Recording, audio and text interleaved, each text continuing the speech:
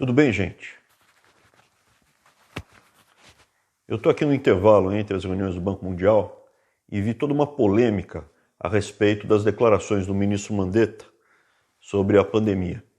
Eu, como ministro da Educação, fui um dos primeiros a ser procurado porque eu tinha ao meu comando 50 hospitais universitários, além de poder também antecipar a formação dos médicos, enfermeiros, coisa que foi feita.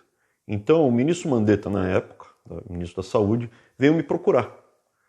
E as declarações, a conversa, não foi declaração, a conversa que eu tive com ele na época, eu confiava 100%, imagina, está no governo, né? O cenário que ele passou para mim na época era um cenário absolutamente caótico. Ele descrevia que as mortes seriam entre 2 a 4 milhões de brasileiros que iriam morrer.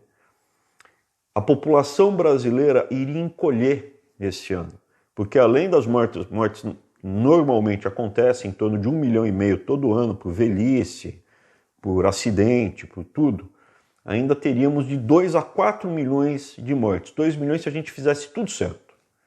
Então é um cenário absolutamente de caos. Esse caos, felizmente, não se materializou. Infelizmente, tem gente morrendo. Mas se chegar a 200 mil mortes é muito. O total da população do Brasil esse ano vai aumentar. Além disso, provavelmente, o total de mortes por acidente de carro, por velhice, seja lá pelo que for, vai ficar muito próximo do que todo ano morre e que era esperado morrer. Não vai ter um pico, não vai ser perceptível isso. Infelizmente tem gente morrendo, mas está longe do cenário que ele descreveu. A outra coisa que eu queria comentar é o seguinte, ele está acusando o senador Flávio, tinha um ministério tão grande quanto o da saúde. Em momento algum, o Flávio me procurou para pedir nenhuma indicação. Eu tive total liberdade para compor um ministério como eu bem quis. E o Flávio, em momento algum, tentou pedir, colocar, fazer alguma coisa dessa. Se aconteceu na saúde, eu não sei. O que eu posso atestar é que no Ministério da Educação, tão grande e tão cheio de recursos quanto da saúde, momento algum houve pressão. Então, assim, deixar muito claro, o pânico que ele gerou no governo foi grande. Eu nunca vi o presidente defender que houve arma química da China, que foi foi montado no laboratório, também nunca vi isso. O que eu vi, sim, foi o Mandetta defender que, olha, vai morrer tanta gente que nós não iríamos conseguir retirar os corpos das casas, que íamos ter que passar com caminhões recolhendo os corpos das calçadas, que nós não teríamos como evitar isso. O máximo era postergar um pouco o pico, tentar aplainar para dar alguma dignidade e esperança para as pessoas que estariam sendo contaminadas. Mas ele traçou um cenário de caos. E quando apareceu a solução, o tratamento da cloroquina, ele se recusou a conversar e discutir o caso. Então, assim, eu acho muito estranho tudo, não fico confortável e estou fazendo aqui esse vídeo rapidamente para falar, olha, não foi isso que eu vi, não foi isso que eu presenciei e tinha mais gente na sala, tá? Tinha bastante gente na sala. O cenário que ele descreveu era um cenário de 2 a 4 milhões de brasileiros mortos apenas com a Covid. Era isso, gente. Um abraço. E tem mais algumas coisas que eu queria comentar que esse não é o momento da gente ir atrás. A gente vai ter tempo de ir atrás.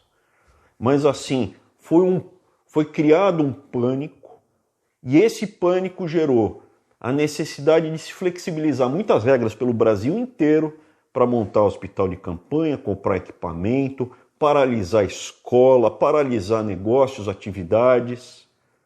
Com o tempo a gente vai atrás de quem ganhou dinheiro com isso. Como foram feitas essas compras? Eu posso atestar, porque eu estava responsável pela aquisição de 50 hospitais, do material de expansão de leito de 50 hospitais universitários.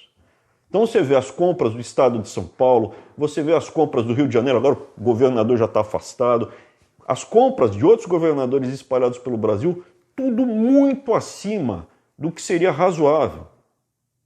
Mas desde o álcool gel, passando por avental, passando por respirador, todas as áreas. Então o que acontece? Teve muita gente que ganhou muito dinheiro.